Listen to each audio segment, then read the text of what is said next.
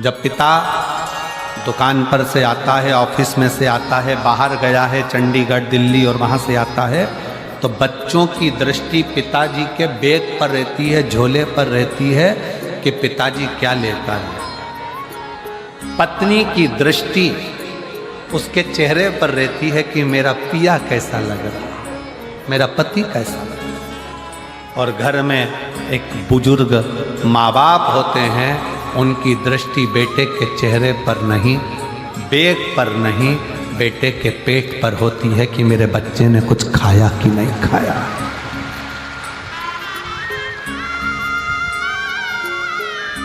बुजुर्ग माँ बाप की दृष्टि अपने बच्चे के पेट पर होती है। बेटा सुबह से गया था, कुछ खाया कि नहीं खाया तूने, कुछ खा लिया कर, दिन भर काम पर लगा रहता है, कुछ खाया कि नहीं खाया, कुछ लिया कि नहीं लिया, बेटा कुछ खाओ, ले कुछ पाओ।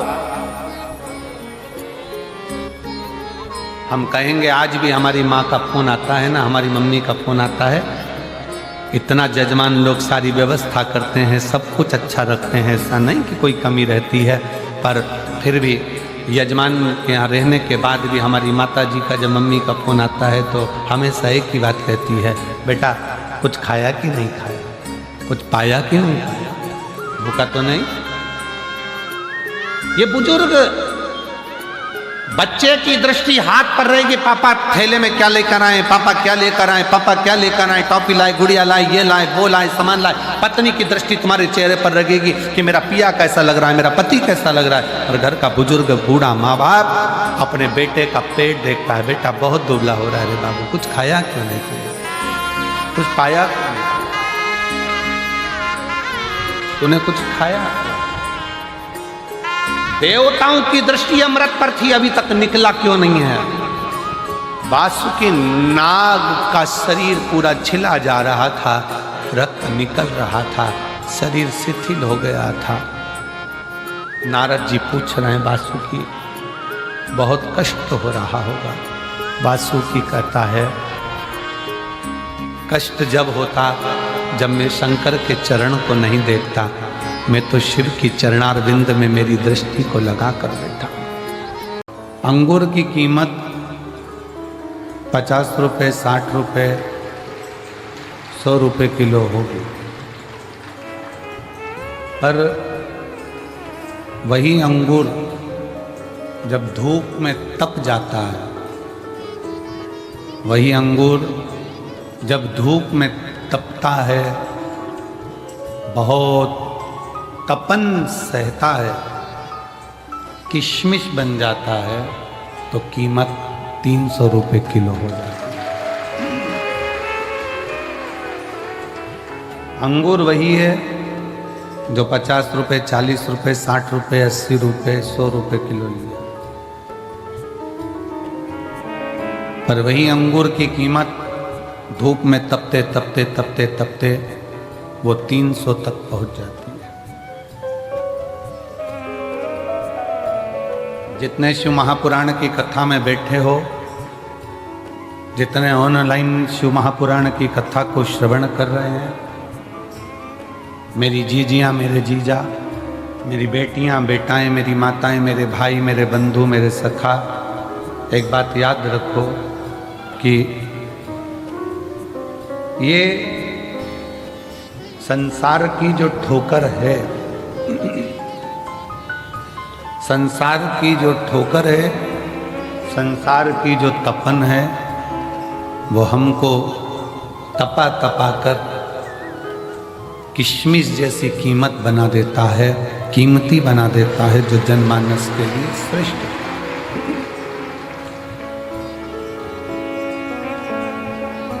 एक लोहे की कीमत उतनी नहीं जितनी लोहे के स्प्रिंग की कीमत।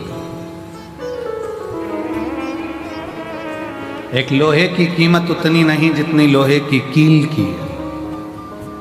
एक लोहे की कीमत उतनी नहीं जितनी लोहे के एक नट, एक स्क्रू की है। स्क्रू बना, कीमत बढ़ गई, नट बना, कीमत बढ़ गई, स्प्रिंग बना, कीमत बन गई, कील बनी, कीमत बन गई। जितना तपता है उतनी कीमत बढ़ती है। जो इंदौर साइड से आए होंगे, जो भोपाल साइड से आए होंगे, राजगढ़ के इधर से आए होंगे, रतलाम साइड से आए होंगे, तो रास्ते रास्ते भुट्टे की दुकान होती है, मक्का खाने वाली भुट्टा। वो भुट्टा ऐसे ले लो तो 5 रुपए का, 8 रुपए का, 9 रुपए का, 10 रुपए का मिलता है, किलो से मिल जाता। पर वही भुट्टा, वही मक्का जब आगी में तप जाती है तो वो 25 से 30 रुपए का भुट्टा हो जाता है, क्योंकि वो तप गया। दुनिया के लोग कहते हैं हम बड़े परेशान हो गए, हम बड़े कष्ट में जीवन जी रहे हैं, हम बड़े दुखी हो गए, हम बड़े कष्ट में जीवन को जी रहे हैं। हम कहते हैं तुम दुनिया के सबसे अच्छे व्यक्ति हो, जिसको भगवान शंकर ने चुन रखा है। कष्ट दे दे कर तुमको तक कठोर बना देगा, फिर तुम कहीं पर भी किसी भी हाल में कोई तुम्हें गिरा नहीं पाएगा और तुम उन्नति की सीढ़ी पर चढ़ते चले जाओ, चढ़ोगे। बस उस शिव का साथ, तुम्हारी मेहनत, तुम्हारी लगन, तुम्हारा कर्म तुमको मंजिल तक ले जाए।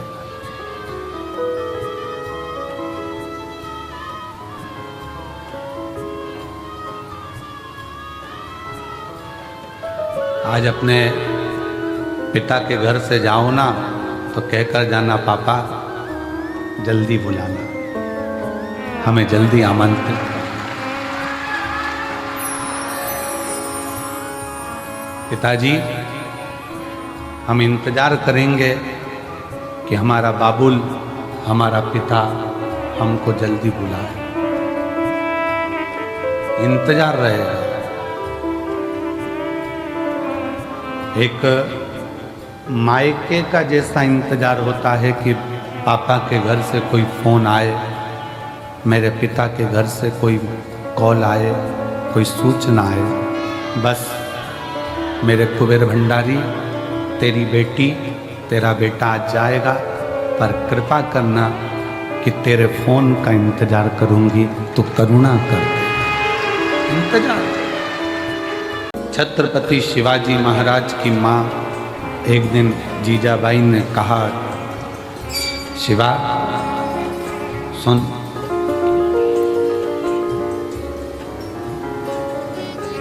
तू शिव के मंदिर में जाकर शंकर को शीश नवाता है।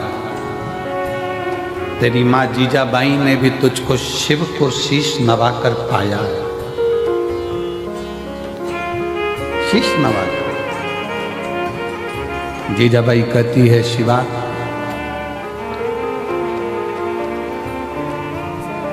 जिंदगी में एक शिव और जिंदगी में एक सच्चा गुरु केवल पृथ्वी पर ही काम नहीं आता, जब प्राण छूटते हैं और हम जब उस लोक में जाते हैं तो वहां भी काम आता है। जीजाबाई कहती हैं अपने पुत्र छत्रपति वीर शिवाजी महाराज से कि एक अच्छा गुरु और एक शिव, शिवा एक भगवान शंकर और एक गुरु जीवन में केवल मृत्यु लोक में ही नहीं, उस लोक में भी काम आता है। और इसका प्रमाण छत्रपति वीर शिवाजी की कथा दे रही है। इसका प्रमाण छत्रपति वीर शिवाजी की कथा वर्णन कर रही है।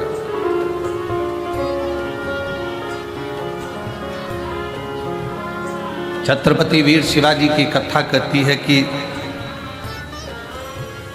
मुगलों ने बहुत आक्रमण करे पर छत्रपति वीर शिवाजी पर विजय प्राप्त नहीं कर पाए। तब मुगलों ने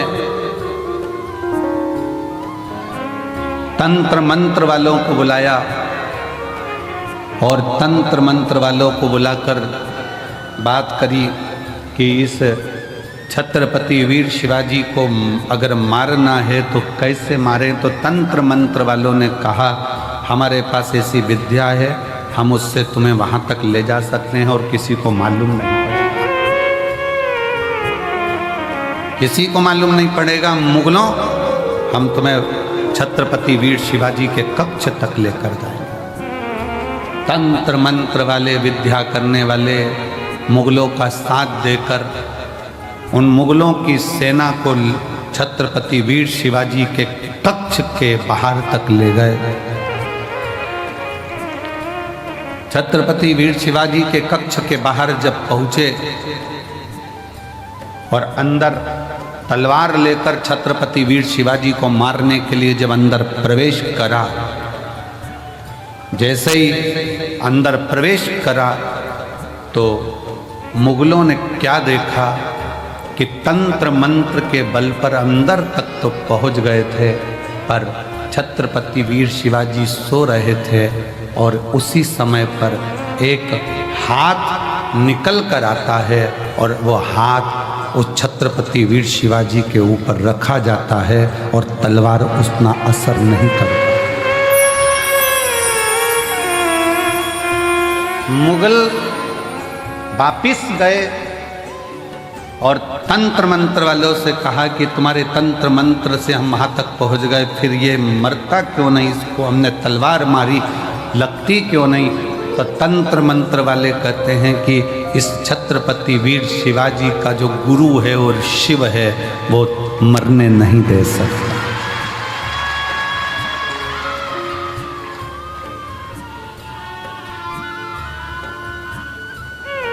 वो मरने नहीं देगा।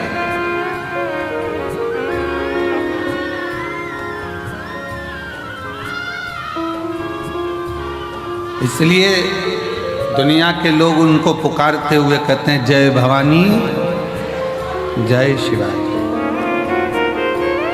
समर्थ भगवान गुरु का हस्त और भगवान शंकर की अविरल भक्ति छत्रपति वीर शिवाजी के ऊपर हाथ की तरह रखी हुई। और जितने शिव भक्त इस शिव महापुराण की कथा को श्रवण कर रहे हैं, भगवान शंकर की कथा को दिल से सुन रहे हैं, रुद्राक्ष महोत्सव में आप लोग आए हैं, कंकर शंकर की धरा पर पहुँचे हैं, आप सब के सिर पर भी कुबेरेश्वर महादेव का हाथ बना हुआ है। जब आपके मोहल्ले के, आपकी सोसाइटी के, आपकी कॉलोनी के, आपके क्षेत्र के कोई छोटे छोटे बच्चे, तुम्हारे आसपास के बच्चे दौड़ दौड़ कर जब शंकर जी के मंदिर में एक लोटा जल चढ़ाते होंगे तो तुम्हें प्रसन्नता तो बहुत होती है, तुम्हें खुशी तो होती होगी कि हमारे क्षेत्र में, हमारे घर के आसपास के बच्चे एक लोटा जल लेकर शिवालय तक जा रहे हैं, शंकर के मंदिर तक जा रहे हैं, शंकर की चौखट तक जा रहे हैं।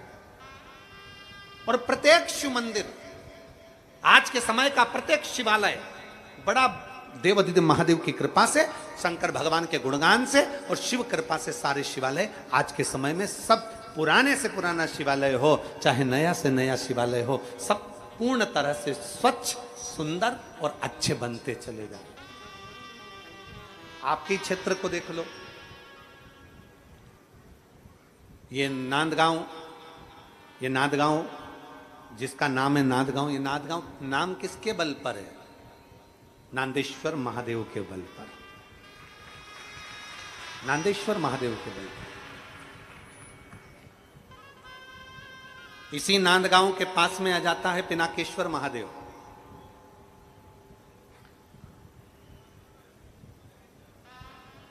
ऊपर पहाड़ी पर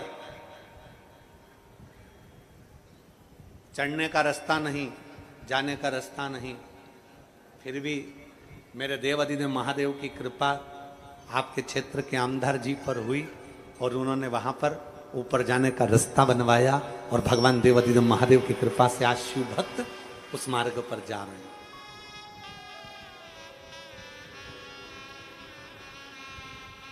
शिव कृपा,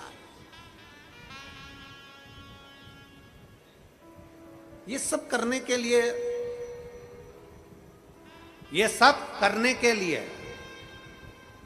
ये भगवान शंकर का मंदिर बनवाने के लिए, शंकर के मंदिर को निर्माण करने के लिए, शंकर के मंदिर की रोड बनाने के लिए, शिवालय जनमानस में 55 साल तक जल नहीं था, जल लाने के लिए, या कोई अच्छा कार्य करने के लिए, ये सब कुछ करने के लिए भगवान स्वयं पृथ्वी पर नहीं आता है। भगवान शंकर अपना ही किसी गण को भेज देता है जो इस रूप में काम करता है और कहीं ना कहीं किसी रूप में कार्य कर रहा है।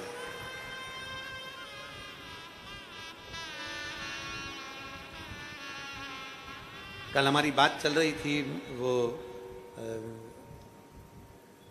भैया जी के भतीजे जी से, तो हम उनसे कह रहे थे तुम्हारे क्षेत्र में शंकर जी के बहुत सारे मंदिर बन गए होंगे अब तो वो बोल रहे थे कि गुरुदेव अन्ना जी पूरे क्षेत्र का कोई भी व्यक्ति आ जाए और वो कहे कि शिवालय बनना है, शंकर का मंदिर बनना है या देवालय बनना है, तो ऐसा कोई गांव खेड़े का व्यक्ति नहीं होगा जो वहां आए और कहे और उसका मंदिर ना बनता हो। शिवालय बनता ही बनता है, बनता है। क्या करा था माता अहिल्याबाई ने? महाराष्ट्र की बेटी मां अहिल्याबाई होलकर मालवा की महारानी बनी थी और आज पूरा विश्व जानता है वो अहिल्याबाई होलकर की चरित्र को। आज पूरा विश्व जानता है अहिल्याबाई होलकर की कथा को, उनके वर्णन को। क्या करा था उन्होंने? केदारनाथ का मंदिर छिन्न हो गया, केदारनाथ का मंदिर बनवा दिया। 12 ज्योतिर्लिंग में जो मंदिर छिन्न हो जाता था उस मंदिर पर पहुंच जाती थी। और जाने दो, नेपाल का पशुपतिनाथ मंदिर छिन्न हो गया तो नेपाल का पशुपतिनाथ मंदिर भी अहिल्याबाई होलकर आगे रहकर बनवा देती है। 12 ज्योतिर्लिंग, भारत की भूमि के कई मंदिर हैं जो महाराष्ट्र की इस पवित्र भूमि पर जन्मी हुई मां अहिल्याबाई होलकर अपने बल से, अपने आनंद से मंदिर का निर्माण करवा देती है। मंदिर का जीर्ण मंदिर को श्रेष्ठ बना, और कितना साथ दिया भगवान शंकर ने। लोग कहते हैं मंदिर निर्माण से क्या होगा, मंदिर निर्माण से क्या होगा, मंदिर निर्माण से क्या होगा। हमारा शास्त्र कहता है, वेद और पुराण कहती है, जिस क्षेत्र में मंदिर निर्माण होता है समझ लेना उस क्षेत्र में सनातन धर्म और भारतीय सभ्यता का निर्माण होता है। उच्च संस्कृति का निर्माण होता है, उच्च सभ्यता का निर्माण होता है, उच्च संस्कार का निर्माण होता है।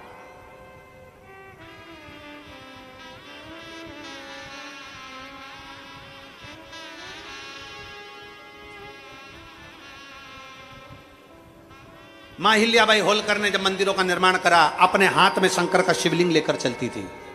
किस किस ने दर्शन करें अहिल्याबाई होलकर जी के? माता अहिल्याबाई होलकर के फोटो का दर्शन कराए, चित्र का दर्शन कराए, मूर्ति का दर्शन कराए आप लोगों ने? क्या रहता था उनके हाथ में? जम के बोलो जरा। शंकर का शिवलिंग अपने हाथ में लेकर चलती थी, और हाथ में, और जब उनका पत्र किसी राजघराने में जाता था तो उस पर मां अहिल्याबाई नहीं, उस पर लिखा होता था शिव का आदेश। मां अहिल्याबाई के पत्र पर लिखा रहता था शंकर का आदेश, शिव का आदेश। युद्ध के मैदान में मां अहिल्याबाई होलकर को मालवा के उस क्षेत्र में चारों तरफ से दुश्मनों ने घेर लिया। अहिल्याबाई होलकर अकेली बीच में अपनी सेना के साथ थी। सैनिकों के सरदार से पूछा, सेनापति से पूछा, क्या बात है, आज घबरा क्यों रहे हो? सेनापति कहता है, मां अहिल्याबाई होलकर से मां उत्तर दक्षिण पूर्व पश्चिम चारों तरफ से राजाओं ने आक्रमण कर दिया और अपन बीच में है। बीच में,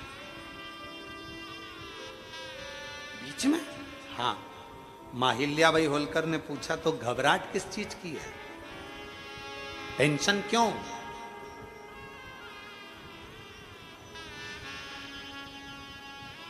दुनिया टेंशन देती है, शिव मेंशन देते हैं।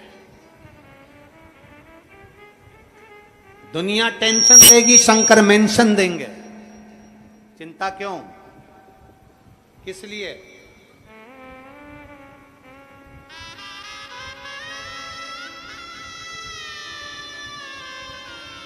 किस बात के लिए, क्यों? सेनापति ने कहा, मां चारों तरफ से सेना ने घेर लिया है। मां चारों तरफ से सेना है और बीच में अपन है। माहिल्याबाई होलकर ने कहा, चारों तरफ से सेना है, कोई चिंता का विषय नहीं है। चारों तरफ से सेना लेकर वो आए, उस सेना के पीछे चारों तरफ मेरा शिव विराजमान है, मेरा शिव।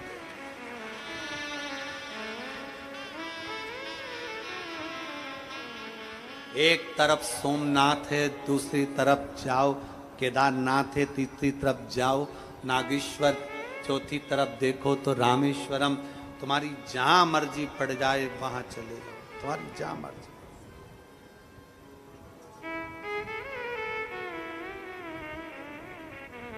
जगत गुरु शंकराचार्य जी ने 4 पीठों का निर्माण कर कर हमारे सनातन धर्म की रक्षा करी है, शिव को बिठाकर।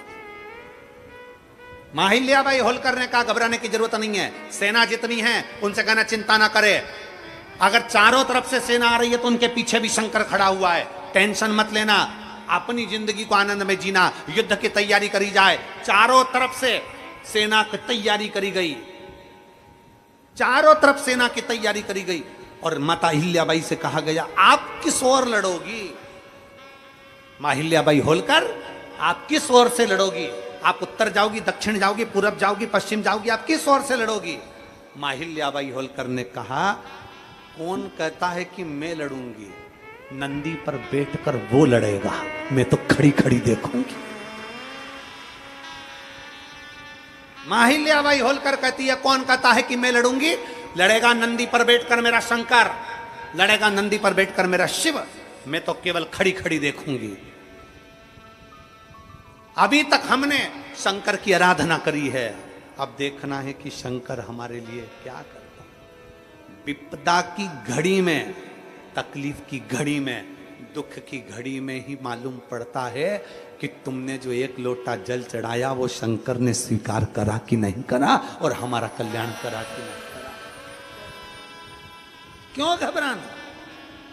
इसलिए घबराना, क्या सोचना, क्या विचार करना? क्यों घबराएं हम शिव के अधीन होकर चलिए, हम शंकर के अधीन होकर चले।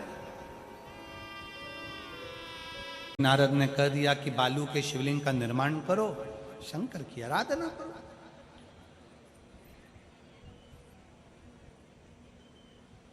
थोड़ी मेहनत हाथ की, बाकी कृपा भोले नाथ की। बोल बम का नारा है, सारी समस्या का हल श्री शिवाय, उसकी कृपा हो, तुम करो। देव ऋषि नारद के कहने पर भगवान शंकर की आराधना चंद्रदेव चालू कर। पार्वती, चंद्र ने शंकर की आराधना करना प्रारंभ करी है। पार्वती से शिव कह रहे हैं, शिव की आराधना कर रहे हैं।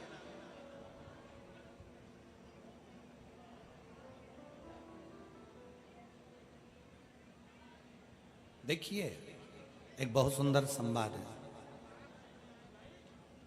मूर्ति से बड़ा, मूर्ति से बड़ा पूजन का फल है शिव पिंडी का, शिवलिंग का। मूर्ति से बड़ा। वैष्णो देवी में क्या है? 3 छोटी छोटी पिंडियां, लक्ष्मी, पार्वती और सरस्वती। पिंडी का महत्व है। 12 ज्योतिर्लिंग में क्या है? मूर्ति नहीं है। 12 ज्योतिर्लिंग में भी शंकर की शिव पिंडी है, शिवलिंग है। शिव महापुराण की कथा कहती है, पार्वती से भगवान शंकर कह रहे हैं, सुनो पार्वती, मेरे इस स्वरूप से बढ़कर मेरा वो स्वरूप जो भगवान ब्रह्मा और विष्णु ने एक पर्वत को घिसकर एक लिंग की आकृति तैयार करी थी, अग्नि का खंभ प्रकट करा था, संपूर्ण ज्योति एक खंभ के अंदर उन्होंने प्रकट कर दी थी, उसी ज्योति के रूप में मेरा प्राकट्य हुआ और मैं शिवलिंग के रूप में पूजाया। सुनो पार्वती, मेरे इस स्वरूप से बड़ा होता है शंकर का शिवलिंग, अर्थात मेरा एक लिंग स्वरूप, एक पिंडी स्वरूप। वो मुझसे बड़ा।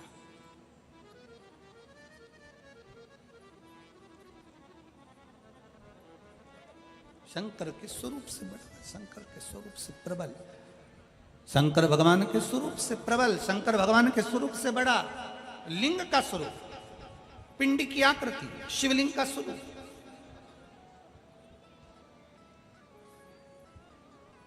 देव ऋषि नारद ने चंद्रदेव को कहा कि शंकर की आराधना करो, पर चंद्रदेव ने मेरे इस स्वरूप की आराधना नहीं करी, मेरे चंद्रदेव ने लिंग की आराधना करी, शिवलिंग की आराधना, पिंड की आराधना।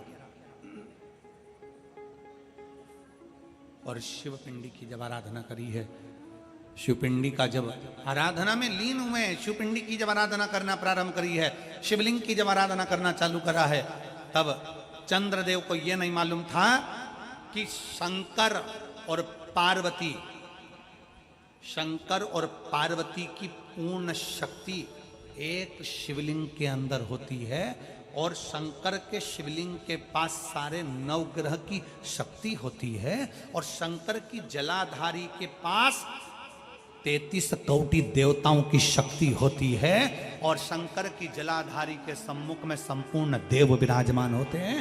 एक शिवलिंग पर अगर हम जल चढ़ाते हैं, एक शिवलिंग पर हम अगर पानी चढ़ाते हैं, एक शंकर के शिवलिंग पर अगर हम चावल चढ़ाते हैं, एक शंकर के शिवलिंग पर यदि हम चंदन अबीर बेलपत्र समर्पित करते हैं, तो केवल शिवलिंग पर नहीं रहता, वो 33 कोटि देवताओं पर भी चढ़कर शंकर उसको सिद्ध कर दे,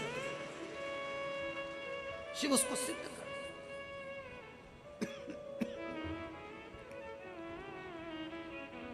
शिव किया।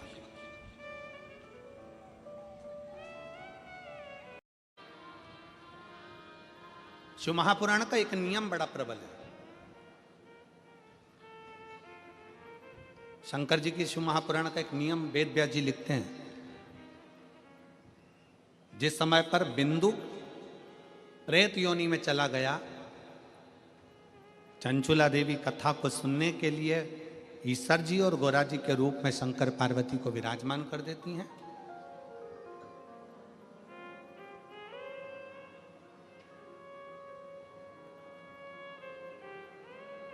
तब वेद व्यास जी ने लिखा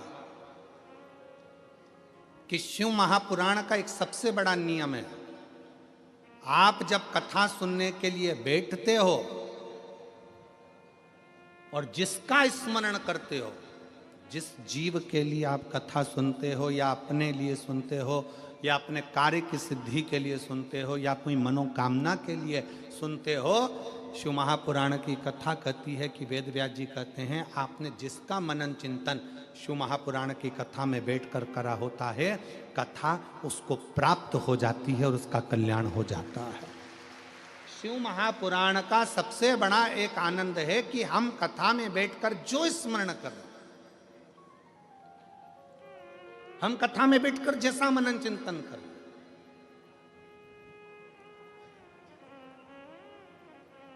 इसलिए निवेदन है कथा में बैठकर हमेशा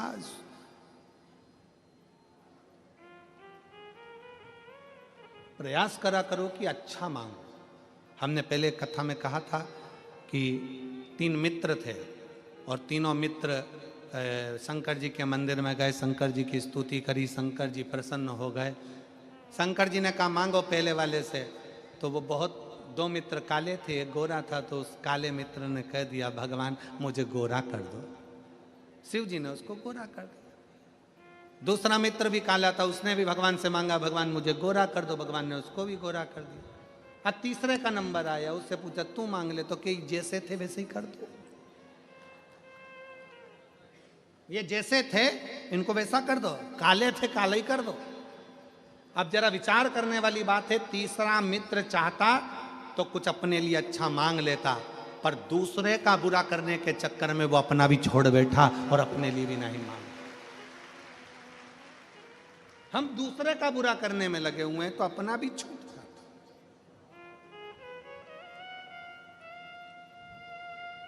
भगवान शंकर बैठे हैं श्री शैलम की भूमि पर, षडानंद कार्तिकेय जी उनके पास में आए हैं।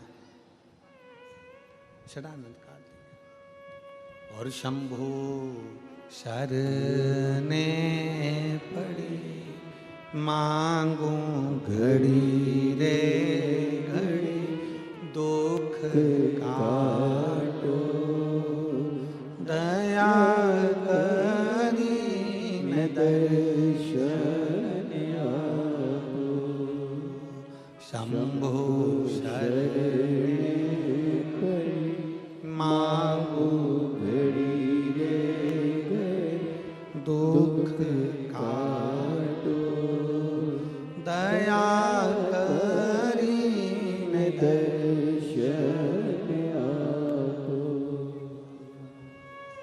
कार्तिकेय जी आए, बैठे। षडानंद कार्तिकेय जी ने भगवान शंकर जी के सम्मुख में एक प्रश्न रख दिया।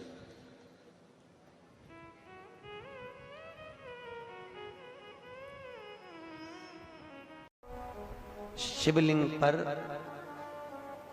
बेलपत्र चढ़ाना, जल चढ़ाना, इसका भी एक नियम होता है कि शंकर जी पे शिवलिंग पर जल कहाँ चढ़ाया जाता है। सबसे पहला जल अगर शंकर जी को चढ़ाने जा रहे हो तो शंकर जी के जो चरण है, जहां से पानी नीचे गिरता है, उसके सीधे वाले भाग पर, अपने हाथ का सीधा भाग, वहां जल चढ़ाओ। फिर जहां लेफ्ट भाग है वहां जल चढ़ाओ। जहां शंकर भगवान का शिवलिंग रखा हुआ है, तीसरे नंबर का जल वहां चढ़ाना चाहिए। चौथे नंबर का जल भगवान शंकर के शिवलिंग पर चढ़ाना चाहिए। पांचवें नंबर का जल ऊपर अगर जलाधारी लगी हो तो उसमें चढ़ाओ। नी हो जलाधारी तो भगवान शंकर का जहां नंदी बैठा है, नंदी का एक पांव ऊंचा रहता है, उस पांव के पास में जल चढ़ाना चाहिए। पांव जल जल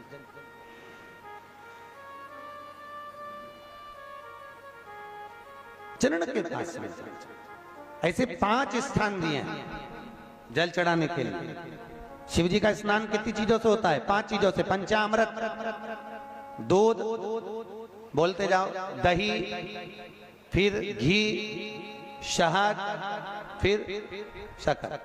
ये 5 चीजों का प्रमाण क्या है? शास्त्र कहता है दूध चढ़ाने से घर में संतान की वृद्धि होती है। दही चढ़ाने से भगवान शिव के, अगर शिवलिंग पर हम दही चढ़ाते हैं, उससे परिवार में प्रेम बढ़ता है। क्या बढ़ता है? प्रेम। फिर घी चढ़ाने से हमारे घर से रोग दूर होता है। शहद चढ़ाने से, भगवान शंकर पर जो शहद चढ़ाया जाता है, वो चढ़ाने से घर में संपदा की वृद्धि होती है। और 5वें नंबर पर भगवान को शक्कर, खांड, जो आप जानते होंगे, शक्कर आदि पिसी हुई चढ़ा देने से, शिव जी को चढ़ाने से हमारे घर के बच्चे जिद्दी नहीं होते। क्यों कहते हैं? जो बच्चा जिद्दपन करता हो, जो बच्चा जिद्दी रहता हो, तो क्यों कहते हैं कि अवधूतेश्वर महादेव का नाम लो और उसके हाथ में शक्कर की कटोरी देकर शंकर जी पे चढ़वा दो, बच्चा कभी जिद्दपन नहीं करता। अवधूतेश्वर महादेव का नाम लेकर सोमवार की अष्टमी के दिन चढ़ाया जाता है। सोमवार की अष्टमी को अवधूतेश्वर का नाम लेकर। क्यों कहते हैं? जो बच्चा बार बार बीमार पड़ रहा हो, बार बार सर्दी हो रही हो, बार बार बीमार पड़ रहा हो, खांसी चल रही हो, बार बार हॉस्पिटल लेकर भागना पड़ रहा हो बच्चे को, छोटा सा अगर बच्चा है, 8 साल के अंदर बच्चा है और बीमार ज्यादा पड़ रहा है, तो आटे का दिया बनाओ, 4 बत्ती रखो, उसमें तिल्ली का तेल डालो, अवधूतेश्वर महादेव का नाम लेकर बच्चे के ऊपर से 21 बार उतारो और किसी चौराहे पर ले जाकर रख दो। जिंदगी में बच्चा कभी बीमार नहीं पड़ेगा, बच्चा स्वस्थ रहे, आनंद में रहे, आनंद में रहे, स्वस्थ की मूल। और वैसे भी प्रथम सुख, अरे बोलो तो, निरोगी काया। घर का प्रथम सुख निरोगी काया। व्यक्ति अगर धन की मूलता नहीं है, साफ पैसा अपनी जगह पर है, फिर निवेदन करता हूं, धन अपनी जगह पर पड़ा है, सबसे पहला है परिवार में सब स्वस्थ रहें, सर्वे भवन्तु सुखी। अगर घर में एक व्यक्ति भी बीमार पड़ा है ना, तो मन नहीं लगता परिवार का। लगता है कि मन, कोई घर में बीमार पड़ा है तो मन का निवेदन कर सकता है। भोला सब दुख काटो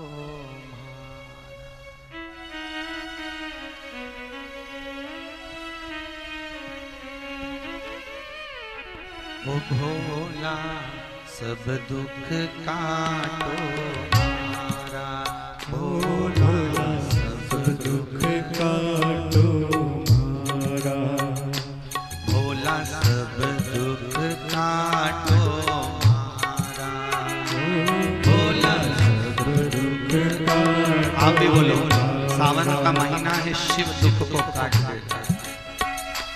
भोला सब दुख काटो मारा, भोला सब दुख काटो मारा, शिव शंकर डमरू वाला, भोला सब दुख काटो मारा, ओ भोला सब दुख काटो मारा, शिव शंकर डमरू वाला, भोला सब दुख काटो मारा, ओ भोला सब दुख काटो मारा।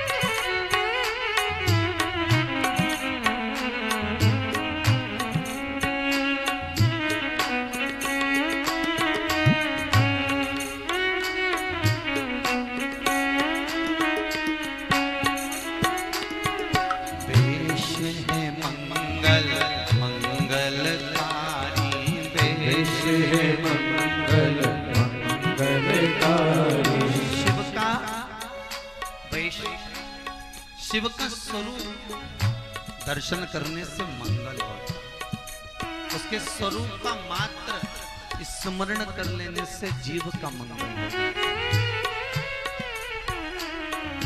देश है मंगल मंगलकारी, देश है मंगल मंगलकारी, देश है मंगल मंगलकारी, देश है मंगल मंगलकारी, शमशानवासी हमारा,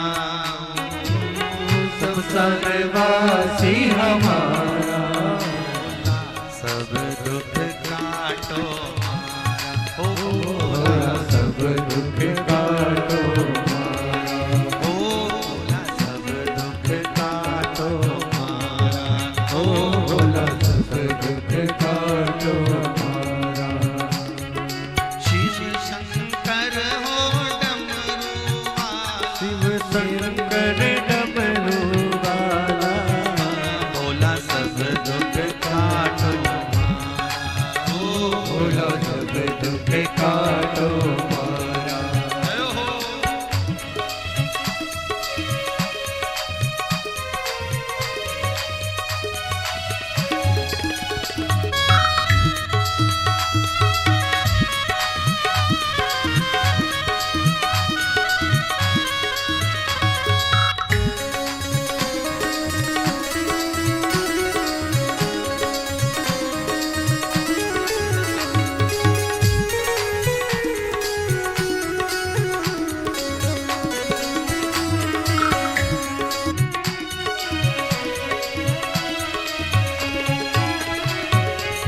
शीश पे गंगा मस्तक पे चंदा, शीश पे गंगा मस्तक पे चंदा, शीश पे गंगा मस्तक पे चंदा, शीश पे गंगा मस्तक पे चंदा, अद्भुत रूप निराला,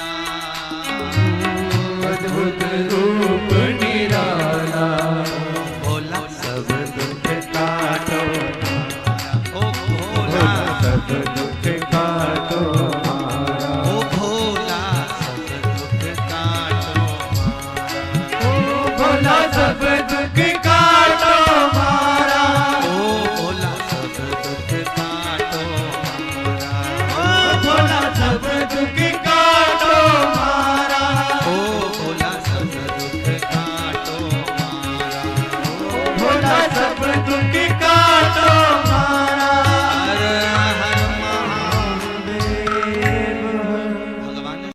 जिन बेटा बेटियों का विवाह नहीं होता उन बेटा बेटियों के लिए मान लो अगर कोई ग्रह ऐसे हो गए कि भाई संबंध टूट गया और संबंध टूटने के बाद तलाक हो गया, होने के बाद दूसरा विवाह ही नहीं हो रहा, संबंध टूटने के बाद मंगल विवाह दूसरा हो ही नहीं रहा,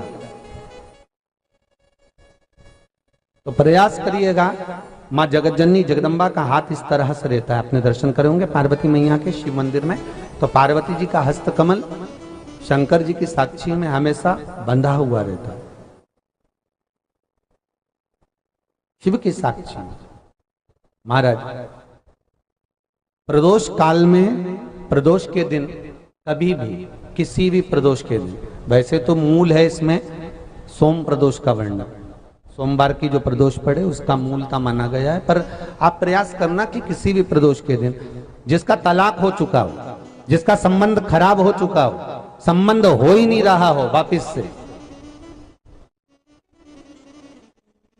सोम प्रदोष के दिन जहां मां जगतजननी का हस्त कमल बंधा रहता है और शंकर भगवान का शिवलिंग है। आप लोगों ने कथा सुनी होगी कि सबसे पहली यज्ञोपवीत संस्कार,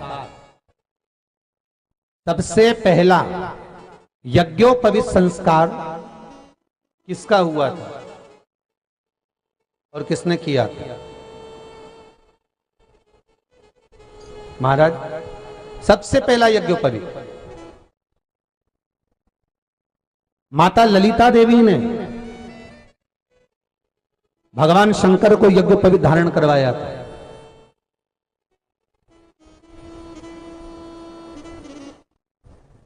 मां ललिता देवी ने सूत्र बनाकर अपने हस्त कमल से भगवान शंकर के सम्मुख में बिठाकर भोलेनाथ जी के हस्त कमल से स्वतः सूत्र बनाया था। भगवान शंकर प्रसन्न हो गए थे, बहुत प्रसन्न भोलेनाथ जी, इसलिए शंकर भगवान ने ललिता देवी को 2 वर दिए थे, एक किसी का अश्रु नहीं देखूंगा, दूसरा जो यज्ञोपवीत समित समर्पित करेगा, यज्ञोपवीत का भाव जो मुझे देगा उसके जीवन में बाधाओं को हर लूंगा। इसलिए आज भी हिंदू धर्म में देवताओं को जो यज्ञोपवीत चढ़ाया जाता है वो उलझा हुआ नहीं होना चाहिए। देवताओं को जो यज्ञोपवीत चढ़ता है उसको सुलझा कर चढ़ाया जाता है, समर्पित करेगा। अब कई विद्वान ब्राह्मण ऐसा कैसे यज्ञोपवीत में हल्दी लगाकर छोड़वा देते हैं, परंतु वो उलझा हुआ रहता है, वो सुलझा हुआ अगर चढ़ाएगा तो जो जजमान पूजन कर रहा है, जो जजमान पूजन में लगा हुआ है, उसको पूर्ण फल की अनुभूति हो, पूर्ण फल का प्राप्ति हो और ब्राह्मण भी बंधन से मुक्त हो। ललिता देवी जी तो हमारे यहाँ भौम सोमवार का जो प्रदोष हो, उस प्रदोष के दिन जिसका मंगल विवाह नहीं हो रहा है, सारी तकलीफें झेल रहे हो, बहुत कष्टप्रद हो, तो माँ का जो हस्त कमल है उस हस्त कमल से लेकर शंकर भगवान के शिवलिंग तक एक कच्चे सूत की धार बनाई जाती है। महाराज 6 धार कच्चे सूत की बनाई जाती है। यहाँ शंकर भगवान का शिवलिंग है, यहाँ माता का हस्तकमल है, हस्तकमल से चालू होकर शिवलिंग, शिवलिंग से चालू होकर हस्तकमल, ऐसी 6 धार बनाई जाती है माता। और धार बनाकर उस धार पर माखन का लेपन किया जाता है भगवान शिव को। जैसा ललिता माता ने भगवान शंकर से वर प्राप्त करा था, उसी तरह फिर उस लेपन को लगाने के बाद उसको उतारकर उसी को लपेटकर शंकर भगवान पर उसको चढ़ा दिया जाता है, मात्र अपनी मंगल विवाह की कामना कर कर। अगर कोई कुंवारी अवस्था में कर रहा है तो उसमें हल्दी लगाए, और अगर कोई शादी होने के बाद, संबंध टूटने के बाद दूसरी शादी के लिए कर रहा है तो उसमें हल्दी ना लगाए, बस इतना अंतर रहता है। कोई जरूरी नहीं है कि पशुपतिनाथ का व्रत करें तो पूरे मोहल्ले की माताएं कर रही हो तब आप करें, जरूरी नहीं है, आपका जब मन कर जाए। एक प्रश्न किसी ने लिखा, उन्होंने कहा कि पशुपति व्रत कौन से महीने में करना चाहिए? तो जिन्होंने लिखा कि पशुपति व्रत कौन से महीने में करना चाहिए, तो हम उनसे पूछेंगे कि मरना कौन से महीने में चाहिए? जब मरने का कोई सीजन नहीं होता, मरने का कोई दिन नहीं होता, मरने का कोई समय नहीं होता, मरने का कोई पल नहीं होता, मरने की कोई घड़ी नहीं होती, तो पशुपति व्रत करने का भी कोई समय नहीं होता। जब तुम्हारा मन करे तब करो। कितने व्रत? 5। कितने दिए? 6। प्रसाद के 3 हिस्से, 2 हिस्से मंदिर में, 1 हिस्सा। हम तो लोगों से कहते हैं आडंबर में पढ़कर व्रत मत करना। कोई ने कह दिया कि उस दिन तो केवल मीठा ही मीठा खाना चाहिए, तो वो महाराज को तो पकड़ के लाओ जिसने कहा।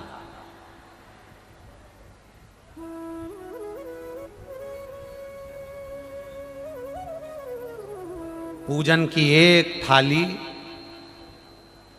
सोमवार का पहला दिन व्रत का, सुबेरे जो थाली लेकर पूजन करने जाओ, बाबा का अभिषेक पूजन कर कर आओ, वो थाली वापिस रख दो, वही थाली शाम को ले जाओ, 6 दिए रख कर ले जाओ, मीठा का प्रसाद ले जाओ, 3 हिस्से करने के लिए कोई दोना या कोई कागज जो आपको लगे वो ले जाओ, और जाकर 6 दिए मंदिर में नीचे रखकर 5 दिए प्रज्वलित कर दो, प्रसाद के 3 हिस्से कर दो, जमीन पर रख दो, 2 हिस्से मंदिर में छोड़ दो, एक बिना जला दिया उठाकर वापिस थाली में रख लो, प्रसाद का 1 हिस्सा वापिस थाली में रख लो, पूजन कर लो, बाबा से प्रार्थना कर लो, बाबा आज आपका पशुपति व्रत पहला करा है, मैंने सुना है आप खाली नहीं छोड़ते बाबा, मेरे मन की अभिलाषा पूर्ण जरूर करना, आप झोली जरूर भरना। बाबा से विनय करो, आ जाइए। घर के अंदर प्रवेश करते समय सीधे हाथ में बैठकर अपने घर की ओर मुख कर कर, सीधे हाथ की ओर, जो घर का सीधा हाथ हो, अंदर जाते समय वहीं बैठकर दिया लगा दो, बाबा से प्रार्थना कर अंदर प्रवेश करो। प्रसाद का जो 1 हिस्सा है उसको भोजन करने से पहले खा लीजिए, भोजन करने के पहले। भोजन जो तुम्हारे यहां बना है बड़े प्रेम से पाइए। ऐसे 5वां व्रत जब आए, एक श्रीफल भेंट मंदिर में चढ़ाकर, 108 फूल हो तो फूल, पत्ती हो तो पत्ती, जो मिल जाए, चावल का दाना, मूंग का दाना, जो 108 मिल जाए, शिव जी को चढ़ा। बाबा से प्रार्थना करो, दिल से निवेदन करो, बाबा से विनती करो, और बाबा से निवेदन कर कर 5 व्रत तुम्हारे पूर्ण हो, बड़े आनंद से करिए, मेरा पशुपति नाथ कृपा करेगा।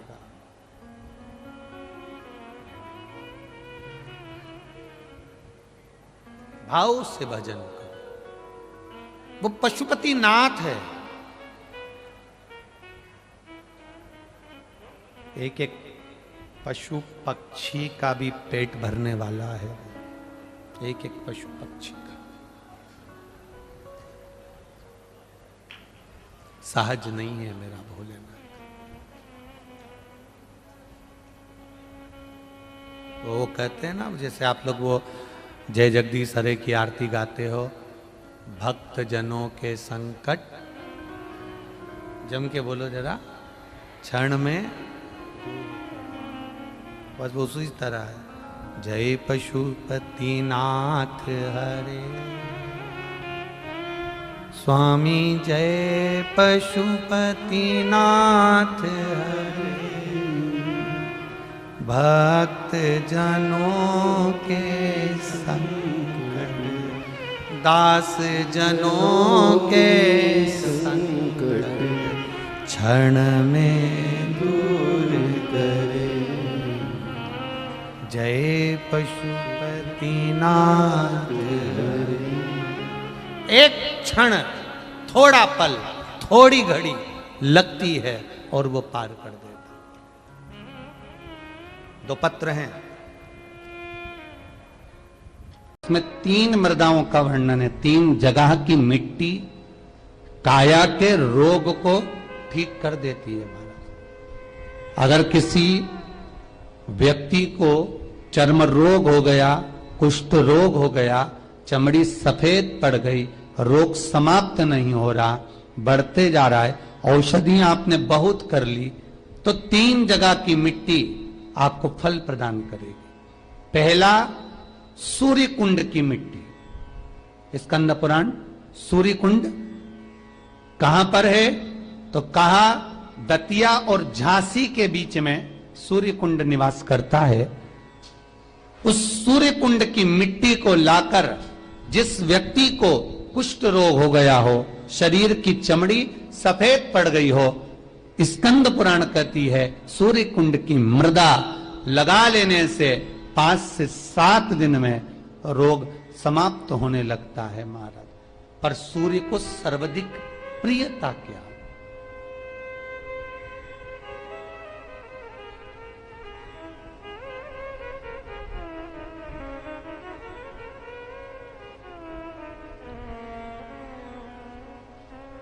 सर्वाधिक प्रियता सूर्य को क्या?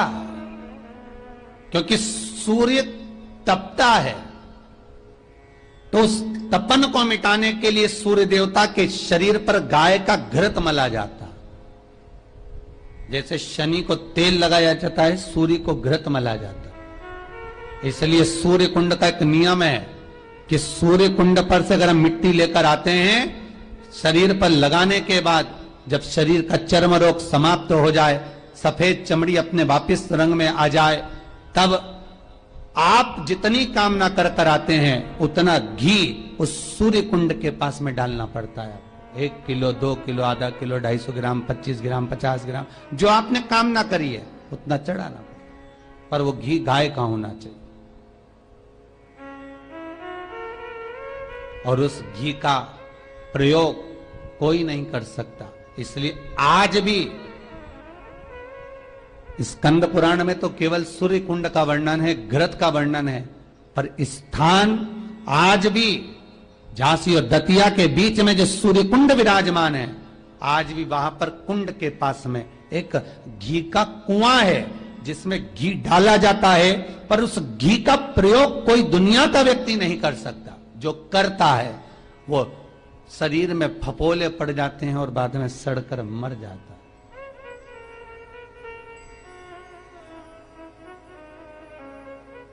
घृत है पर गंध नहीं, घृत है। 3 जगह की मृदा जीव को सुख का अनुभव कराती है। पहला सूर्य कुंड महाराज, दूसरा वर्णन करा है जिस स्थान पर गौ माता को बांधा गया हो और गाय अपने बछड़े को, बछिया को जन्म देती हो, उस स्थान पर उसकी मिट्टी, उसकी मृदा, उस जगह की रज, जब मकान का मुहूर्त होता है, दुकान खोली जाती है, दुकान बनाई जाती है, दुकान में कोई अग्नि का प्रवेश हो, उससे पहले जहां पर गाय ने अपने बछड़े को जन्म दिया हो, बच्चे को जन्म दिया हो, उस स्थान की मिट्टी उस भूमि पर लेपन कर दी जाए तो जिंदगी में कभी संपदा की कमी नहीं हो सकती महाराज। ये दूसरी मृदा स्कंद पुराण वर्णन करती है, धेनु मानस वर्णन करती। दूसरी गीता प्रेस गोरखपुर का गो अंक वर्णन करता है। जहां पर गौ माता बंदी हो, जहां पर गौ माता नित्य स्मरण करती हो और गाय के बच्चों का जन्म होता हो, और वो भी देसी गाय, देसी बच्चों को जन्म दे, विदेशी नहीं, जर्सी नहीं, हो देसी बछड़ा हो, देसी ही गाय।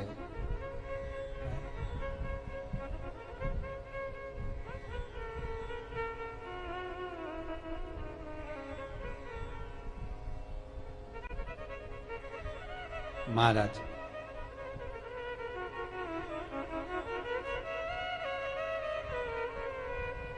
जहां पर गौ माता बंधती हो, गाय अपने बछड़े को जन्म देती हो, गाय अपने बछिया को जन्म देती हो, उस जगह की मिट्टी बड़ी प्रबल होती है, बड़ी प्रखर। यहां तक शिव महापुराण की कथा कहती है, स्कंद पुराण कहती है, धेनु मानस कहती है, गीता प्रेस गोरखपुर का गो अंक वर्णन करता है। महाराज गौ माता के खुर, गौ माता के चरण जहां पर नित्य प्रति पढ़ते हो, नित्य प्रति पढ़ रहे हो,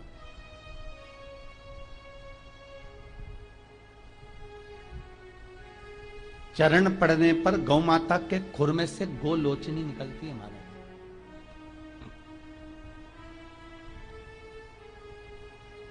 वो गोलोचनी सफेद कलर की होती है।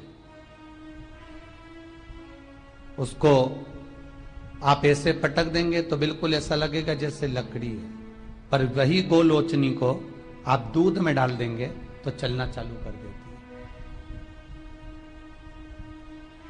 उसको कहते हैं गोलोचनी। गो अंक में वर्णन इसका, स्कंद पुराण में इसका वर्णन।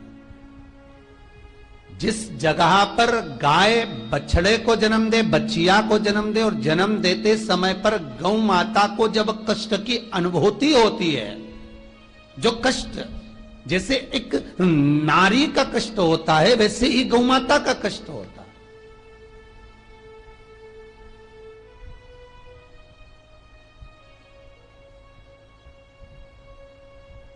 और वो कष्ट के समय पर खुर में से गौलोचनी गौ माता के कष्ट को हरने के लिए प्रकट होती है। उस गौलोचनी का जिह्वा से गौ माता चाटन करती है, चाटती है, और चाटने के बाद जो बछड़ा जन्म देती है उस बछड़े को अपनी जिह्वा से एक बार चाट लेती है। दुनिया में केवल एक गौ माता का बछड़ा ही ऐसा है कि वो गौलोचनी की जिह्वा से चाटने के बाद बछड़ा तुरंत उठ के खड़ा हो जाता है। दुनिया में एक शेरनी भी अपने बच्चे को जन्म दे, एक चीता भी अपने बच्चे को जन्म दे, भैंस भी अपने बच्चे को जन्म दे, एक कुत्ता भी अपने बच्चे को जन्म दे, दुनिया में कोई अपने बच्चे को जन्म देगा तो बच्चे को उठने में, संभलने में समय लगता है। पर दुनिया में केवल एक गौ माता ऐसी है कि गौ माता अपने बच्चे को जब जन्म देती है, जन्म देने के कुछ देर बाद जब वो गौ लोचनी की जिह्वा से चाट लेती है, बच्चा उठकर खड़ा हो जाता है। दुनिया में केवल एक गौ माता है। गौ लोचनी ढूंढो, हम ये नहीं कहते कि तुम गौ माता के पांव में ढूंढना प्रारंभ कर दो, आप तो मत ढूंढो। गौलोचनी जहां गिरी है उस रज का भी बड़ा महत्व है। अर्थात गाय ने जहां बछड़े को जन्म दिया उस भूमि पर गौलोचनी पड़ी है, और वो गौलोचनी हमारे जीवन का सुख का अनुभव करा देती है। वो गौलोचनी हमारे जीवन का आनंद का अनुभव करा देती है। इसलिए शास्त्र कहता है कि नई दुकान बन रही हो, नया मकान बन रहा हो, महाराज नई कोई प्रॉपर्टी आपने खरीदी है और उसमें कोई व्यापार चालू करना चाहते हो, तो पहले गाय जहां पर बछड़ा बच्चिया को जन्म दिया हो, भले पहले दिया हो, पर जमीन तो वही है, रस तो वही है। वहां की मिट्टी का लेपन करने से वो सुख, वो आनंद, वो संपदा बढ़ जाती है। तीसरी मिट्टी, तीसरी मृदा, गोपी भूमि। जिस भूमि पर गोपियां भगवान से मिलने के लिए गई थी और इंतजार करते करते कब द्वारका नाथ आएंगे, कब द्वारकाधीश हमें दिखेंगे, कब ठाकुर हमें दिखेगा, उस भूमि पर ठाकुर का इंतजार करती हैं। जब भगवान कृष्ण नहीं आए तब उन गोपियों ने शिव को बुलाया। इसलिए गोपी तालाब के पास में शंकर का मंदिर है, पर है गोपी भूमि। महाराज पहली सूर्य कुंड, दूसरी जहां गौ माता बनती हो वहां की मिट्टी, तीसरी है गोपी भूमि, जहां पर गोपियां भगवान को पुकार रही हैं, रो रही हैं, बिलक रही हैं भगवान से मात्र एक बार मिलने के लिए। एक बार भगवान से केवल मिलन हो जाए, एक बार उनका दर्शन हो जाए, एक बार उनसे मिल जाए। कृष्ण यदि सुन सकते हैं तो केवल शंकर की सुन सकते हैं। तो गोपियां शिव को बुला लेती हैं, बाबा आप पधारो। शास्त्र कहता है इस भूमि पर गोपियों ने बेलपत्र को तोड़कर भगवान